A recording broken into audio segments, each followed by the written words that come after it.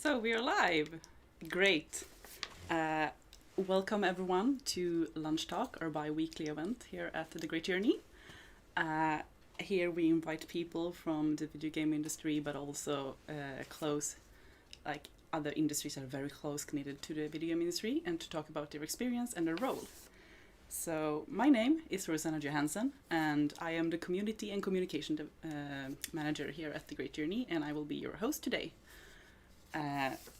Also, if you're interested in upcoming talks, we have the schedule on our Facebook page and also on our website that you can find in the description later.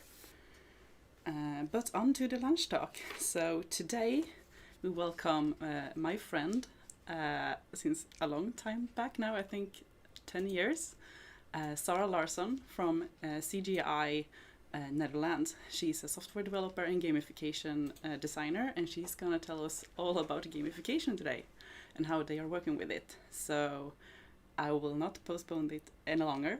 Thank you so much, Sara, for being here, and over to you.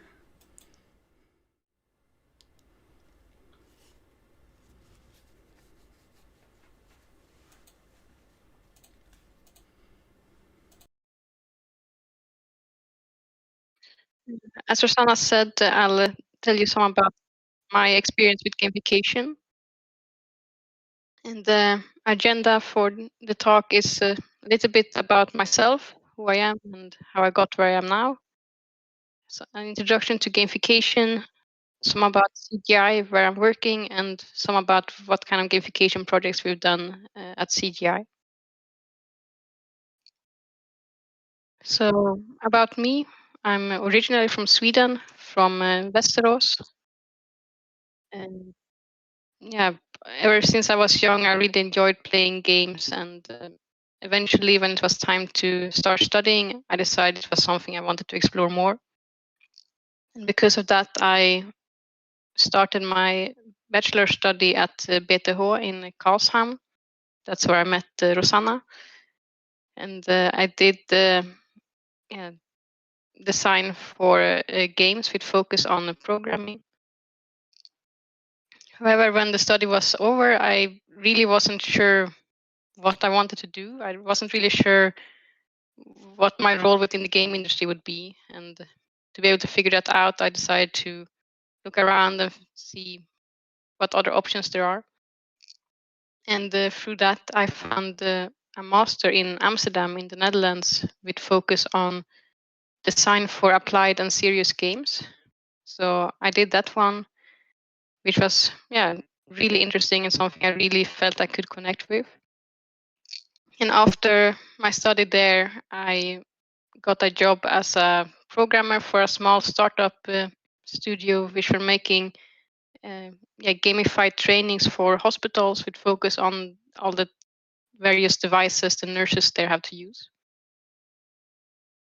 And after some years there, I felt it was time to move on, and I joined the CGI, where I'm currently working as a software engineer and gamification designer now for 3.5 years.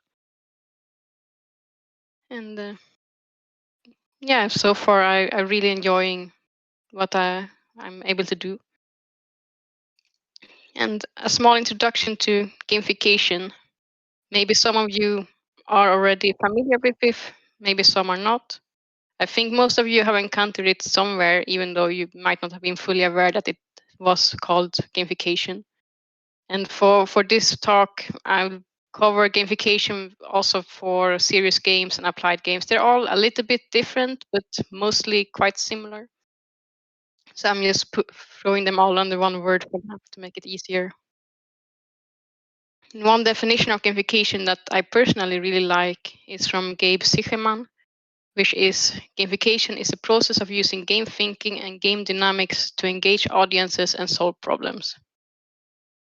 And if you are in the game industry, this all makes sense. Game thinking and game dynamics, that's something you would be somewhat familiar with. However, if you're talking with someone who is new to this and don't have any connections to the game industry, it's very abstract and difficult to follow. And at CGI, we are working with a lot of different people, and we decided to make it a bit more commonly understandable. So we made our own definition, which is that gamification is to use elements and techniques from games to tackle real world challenges. And in that way, we can make that clear to the people that's also outside of the industry. And I think most of you have encountered it somewhere. So some examples where it's out in the real world. It might not be the coolest gamification ever, but at least it's places where you might have seen it before. One place is LinkedIn, and they have some different implementations of gamification elements. One is the endorsement system, where you can endorse uh, your connections for what they are skilled at. And by doing this, you might also expect them to endorse you back, and it kind of becomes a point system to show how good you are. And by doing this, they want to make sure that you stay involved with the platform and that you keep your skills and your profile updated. And they also have like a small progress bar, which you can never finish, and they keep encourage you to keep updating your profile and make sure that it's up to date. Another example is Duolingo, which is a language learning platform. I used it a lot when I moved to the Netherlands because, moving to a new country also means that you have to learn a new language.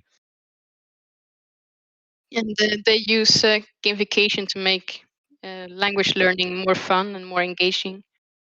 They use techniques such as daily streaks to want to make you come back and do practice every day. There's some rankings to show that you can compare yourself both with, for example, your friends, but also with people in general.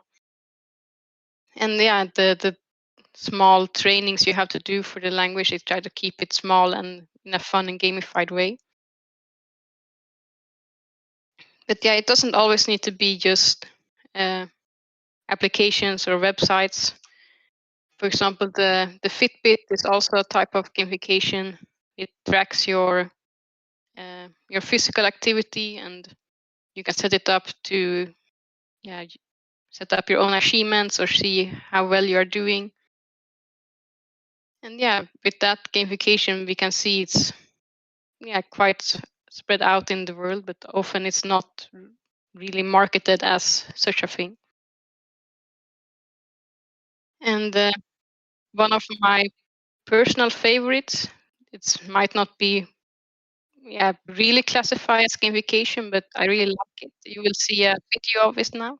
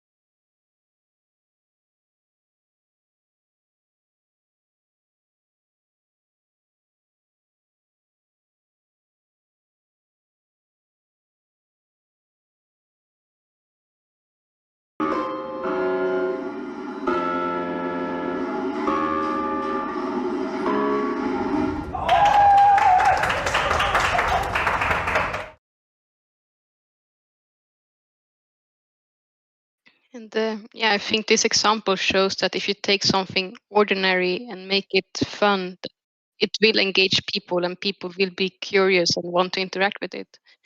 And in a way, that's also what games are all about. You want to make something fun and something that engage people.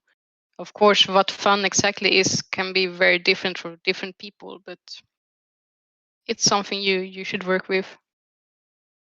Of course, gamification isn't always a solution for everything. Uh, One example that comes to mind is a bit of a similar project they tried to do here in the Netherlands, where they tried to make a musical road. So they design the road in such a way that if you would drive according to the speed limit, you would hear a song play while you were driving. However, as you can also see with the stairs, people really like to experiment and try new things. So people are trying, oh, but how does the song sound if I drive too fast? How does it sound if I drive slower? What if I drive in reverse? And that's not really what you want to achieve, because of course you wanted people to follow the speed limits and make the roads safer. So then you're not really thinking about what kind of behavior you might trigger in people, and might undermine yourself and get the opposite effect. And in addition to that, it also made the people living close to the road quite annoyed, because yeah, they got quite tired of hearing that song quickly. So the road had to be, yeah, fixed to just be a normal road again. And with that in mind, there's some strength that gamification are good at fixing or good at solving, because as I mentioned, gamification is to tackle real world problems. And most often you want to look to somewhere where you want to yeah, create some kind of change or learning moment. And of course, gamification is human focused. If you don't have any people to interact with your solution, then it doesn't really add anything.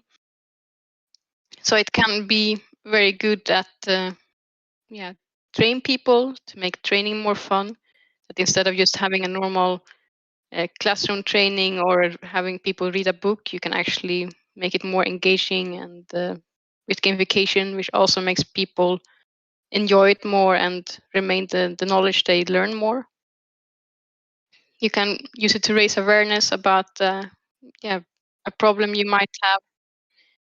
You can use it to motivate people to change. For example, in as with the Fitbit, they want to motivate you to yeah, to be more active and achieve your goals.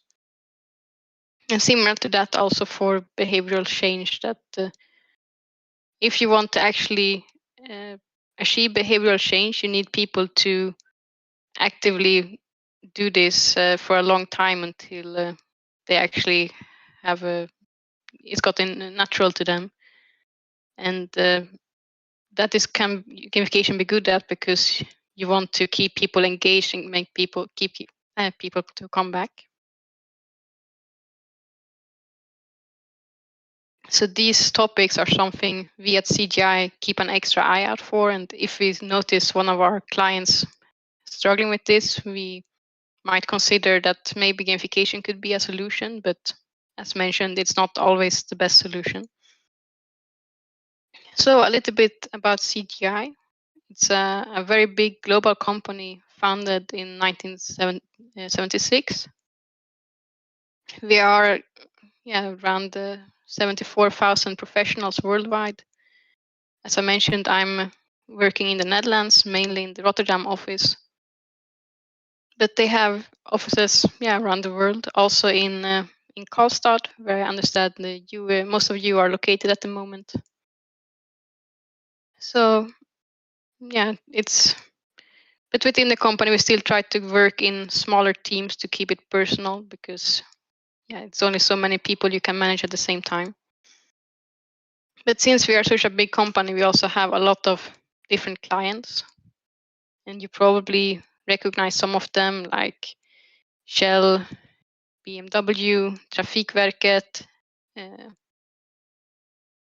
so and of course we do a lot of different solutions depending on for the client. We have both some gamification projects, of course, but also more traditional software projects to develop a solution for them, and even some more critical projects. For example, here in the Netherlands, we are working to develop the software which controls the big floodgate in Rotterdam, in the Rotterdam harbor, which if it's stormy, and then it will close to protect the country from flooding.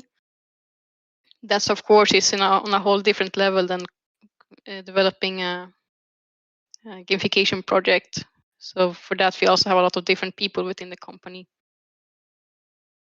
But I'm focused on gamification, and to be able to gather all the people that are interested in this, we created the Game Factory within CGI Netherlands, which is kind of like a small community to gather the people that are interested in or working with gamification. And under this Game Factory, we are of course doing gamification, but also some simulation, visualization, 3D art, VR, and AR, because they're all using similar techniques.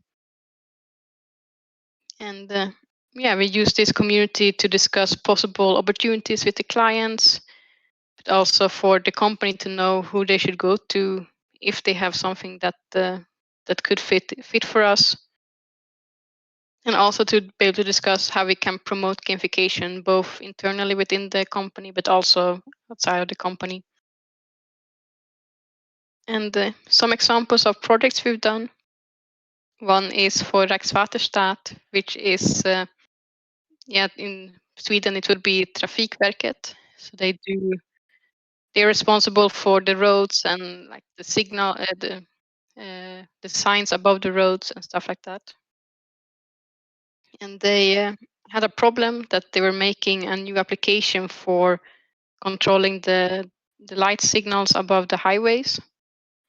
And the old system was now, I don't think, around 15 years old or something like that. So it was well over time to change it. However, if you've been working with someone for 15 years, it's quite scary to hear that it's going to change. And of course, you start to worry what's going to happen. Maybe my job will be unnecessary. I will be without a job. So we made a game to try to raise awareness and create a conversation within a company of what's going to happen. And we will show a movie of the project now.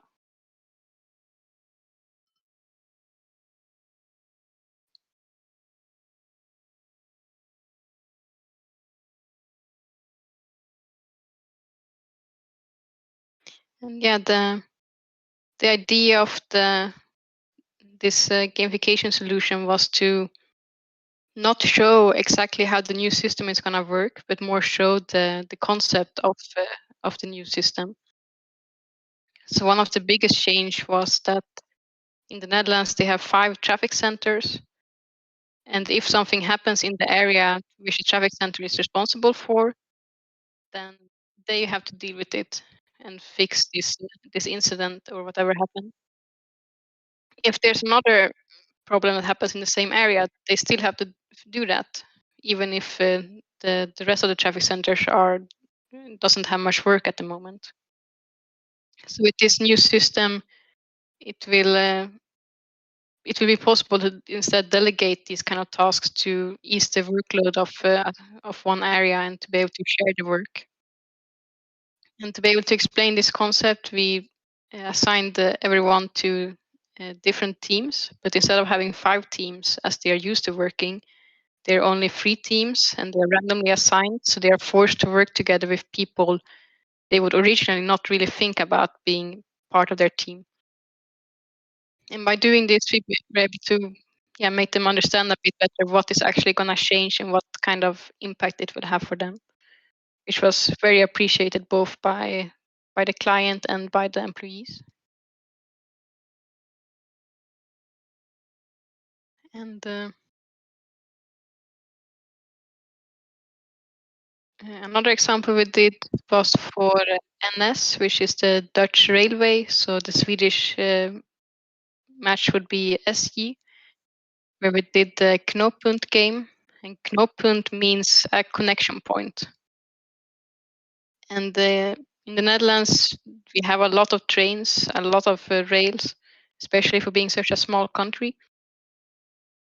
And that means that every night they have to collect the trains to be able to make sure they are ready for service again the next morning. And but the higher ups in the company really didn't see it as a problem, because how difficult can it be to move around a few trains and make sure they are cleaned? So to be able to better create a communication between the different parties, we made a game that showed this process. And we will also show a video for that one.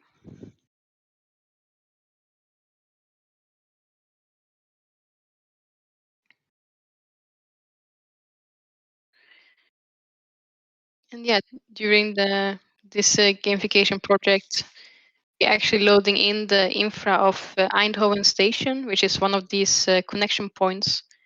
So it's a match with the real infra as yeah, where the trains usually drive. And yeah, in the game you are doing the tasks as you would for a normal night. You have to move the trains around. You have to make sure they're cleaned both inside and outside, and make sure that they're ready for service to fit the timetable for the next morning. And the the people found this, that it was explained in such a good way and so easy to use and so close to reality, that they were also considering to use it as a training tool to teach new people how this process works. However, due to the current situation with Corona and things like that, it has been a bit put on ice. But we hope to be able to pick it up later on. And it's nice to see that being able to create these kind of solutions, we can help the client with the problem they're having at this very moment, but also help them see that these kind of solutions can help them in other areas as well.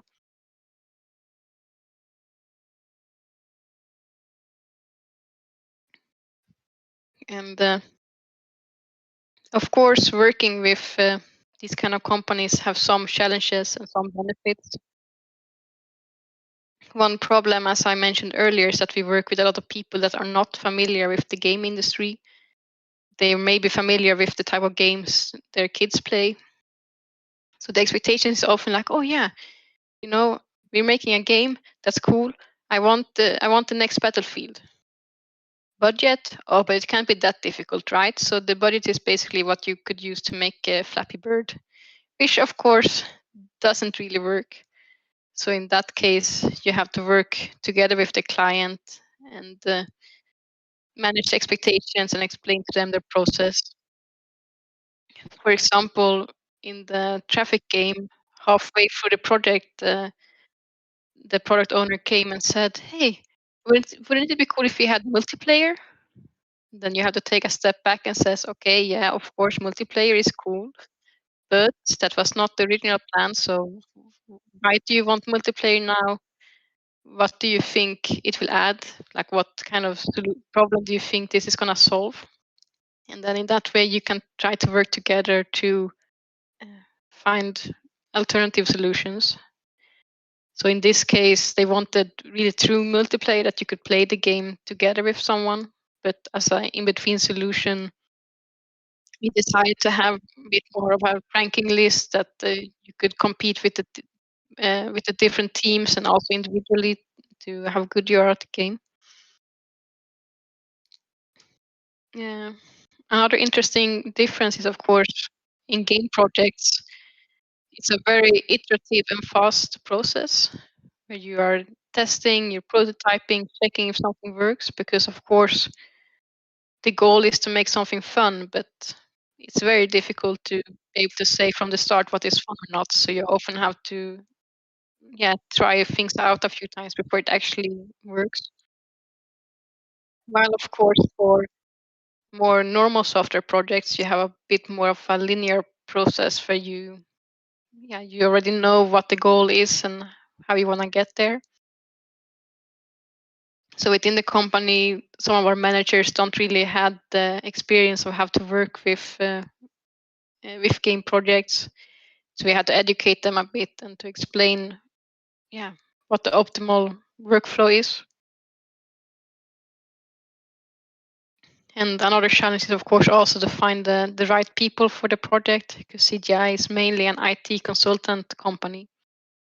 So we have a lot of software engineers, business developers, yeah, project managers, and things like that. But yeah, for a game project, you of course also need some 3D artists, some sound designers, and we didn't have that. So we had to be a bit creative of how to get the graphics for our game. In the start, we bought a lot of models and sounds until we could actually prove that this is viable within the company, and that we have enough projects to actually hire the people we need, which of course makes the process a lot better because you can get custom made what you want in the game.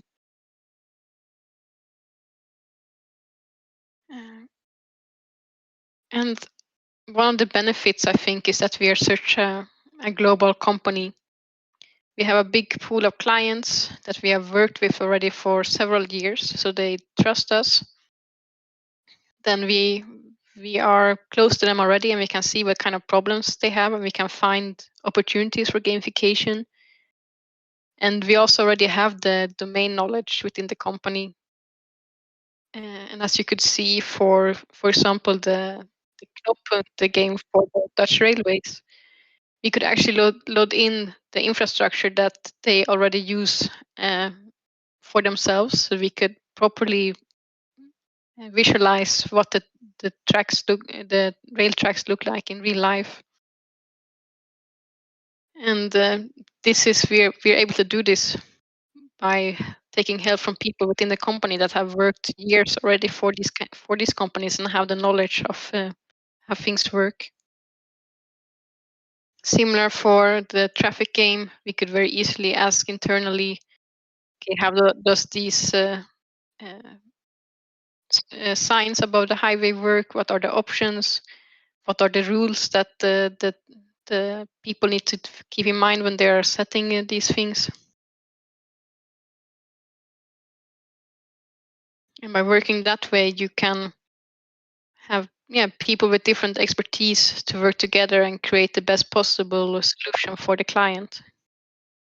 And in that way, you can really deliver something that will have a big impact for them.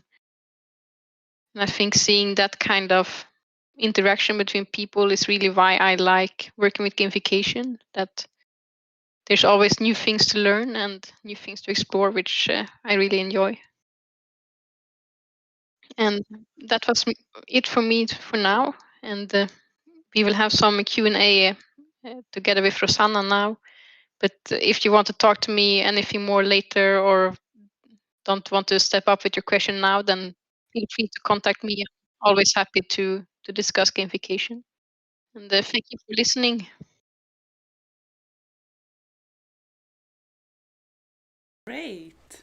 Thank you, Sarah. So nice. So nice. Like gamification feel like it's a field that is very close to the game industry, and I think when people hear the word gamification, they can get a little bit, I don't know, confused because it has the word game in it, but it also have something else that try to distinguish it a little bit. And you were talking a little bit about it, and I would like to know some more about it, because we have gotten some questions. So I would ask you, like, what would you say?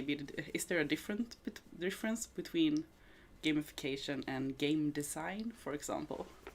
Like it's two words, but in your experience. Yeah, I think for me the biggest difference is that for gamification, you're actually using the game for a different purpose. Because of course, if you're doing game design, you are mostly focused of delivering an experience that is fun and engaging for the player. While with gamification, that you most of the time want to solve a problem by using games. So it's like an opposite approach to the same solution in a way. Nice, yeah. I totally agree. I haven't worked. I have worked a little bit with gamification before, and you also said the term serious games.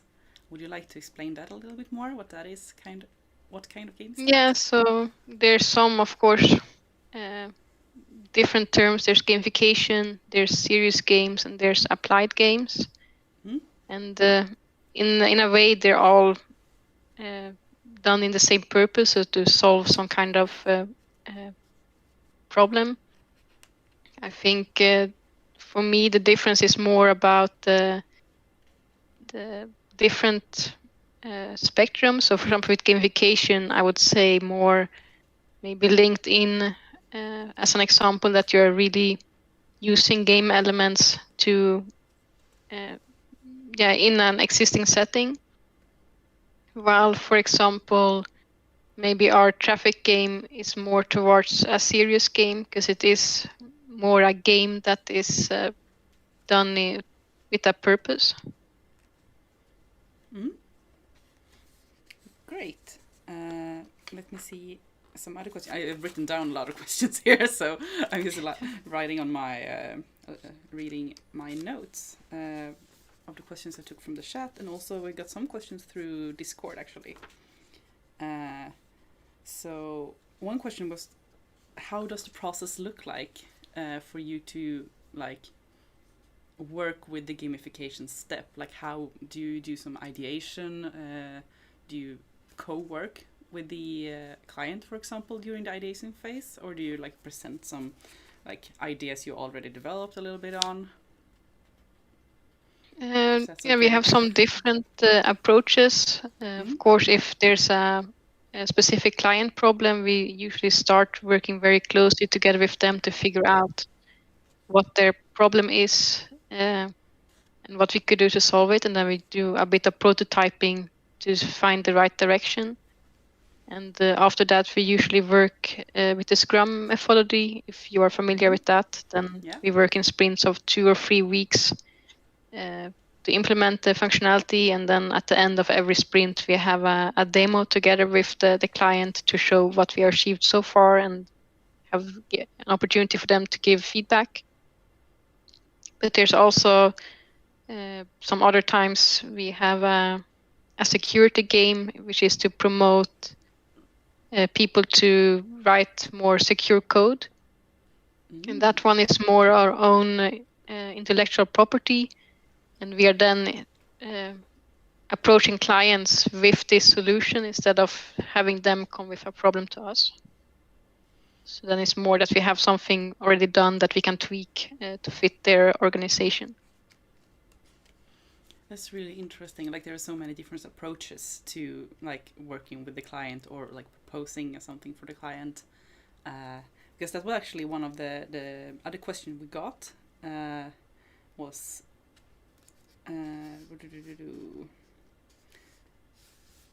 how do you approach the clients actually? But then some clients come to you with a brief then. They have the problem. We need to solve this problem, and we would like to do it in an engaging and entertaining way. Kind of.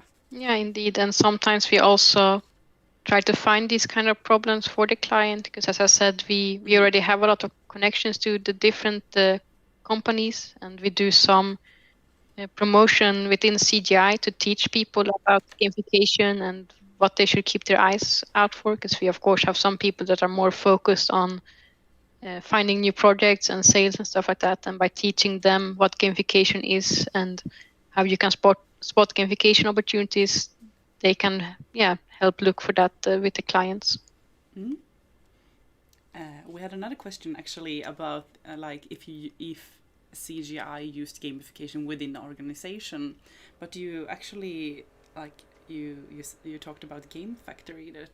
That sounds really interesting. Do you want to tell us a little bit more about how this work? We don't use it so much within CGI just yet, which I would like us to do. Mm-hmm. But that's always the challenge of working for a big company, that it's a lot about the numbers, and we are expected to be billable, it's called, so that we need to bill towards a client. And because of that, it's not so much space to actually make internal solutions. Let's see, we have a couple of minutes left, so I'm just gonna go on with more of the questions. So I know that when we were studying, I think gamification and another term that is not gamification but in the same area, edutainment, were very. It's not controversial in any way. It's just like we were studying game, in game design, and you were studying game programming, if I remember correctly. How is it are there any prejudices or anything like that in the industry like expectation wise, what is gamification today? Would you say? Can you take the question again? Because you cut out a little bit. I'm sorry. Okay. No. When we were studying together a couple of years ago, I would say that terms like gamification and edutainment, which also come into like a little bit in the same area, it was not super frowned upon, but it was a little bit like, okay, are you working with gamification? Is that a real game? How would you say like the climate today is working with gamification? Are you guys in any connection with with the rest of the video game industry and industries around there? No, I think it's getting a bit more common, and especially with the world becoming more and more technical and virtual, it's a lot more natural to implement these kind of solutions. And I especially also think with the newer generations and us coming, which are more, which have grown up with playing games, then it's not a strange concept anymore. Of course, with some clients, it's a bit of a hard sell because they don't really see what the added value is. But when you have some clients that are interested in it, then it's a really fun conversation to discuss with them about what kind of solutions we could do. Yeah, I think like gamification have such a like now during these sad COVID times, I think gamification is gonna rise pretty fast because it's now we are only like almost only using digital services, and it's really interesting to see how we adapt to it, and gamification can be a great tool for that. You talked a little bit about working with like seeing gamification every day, like using Duolingo, for example, and so on. We have a Dreams here in Sweden. It's a way of saving money that are using gamification. How would you say, is it like every time you step out the door, do you see gamification everywhere now when you're working with it? Yeah, that's of course what happens a bit. Like it's always in the back of your mind, and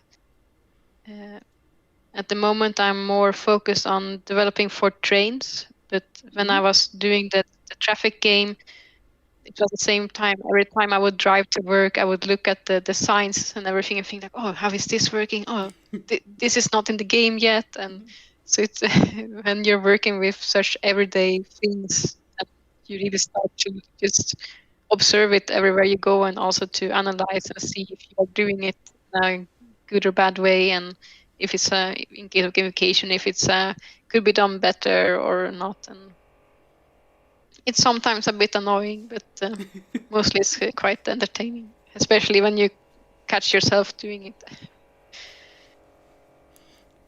Yeah. Oh my God. Yeah. It's like when you start working with something, you like it's when you learn a new word. I probably would like compare it to like you hear a new word, understand what it is, and then you see it everywhere. Like hear it everywhere. Exactly. So I think if we have some questions left that I haven't spoken or asked, we talked about the serious games, we're talking about the briefs. I think it was like one way we're talking about the strength about gamification. Is it that it always have to be fun? I think that's a very interesting concept in one way. Like you didn't particularly said that it always had to be fun, but you talked about fun like being one way of driving it to explore, and that people are really interested in like doing that. Like when you showed the video of the piano, is there a way to, I don't know, talk about gamification? Like we are always trying to put it into solutions. Are there always like, I'm trying to get to the end of the question. I'm sorry. I'm trying to frame it in a good way. So, would you say that gamification always, like we saw the digital one and IRL one in the videos, do you think it is tend to be more digital solutions for gamification? Yeah, I think so. Mostly also because you then, of course, can like it's cheaper and you can reach more people by going digital. Because of course, for example, with the stairs, it's only that one stair, and you have a quite small impact. And then, yeah, because of that, it works better to have it digitally. But we've also seen some people using it, for example, in a more of a board game format. And of course, you also have a lot of like role play exercises, which in a way is a bit of gamification as well. Super interesting. I would like to say thank you, Sara, because we are running out of time. Thank you so much for coming here, holding this lunch talk for us today.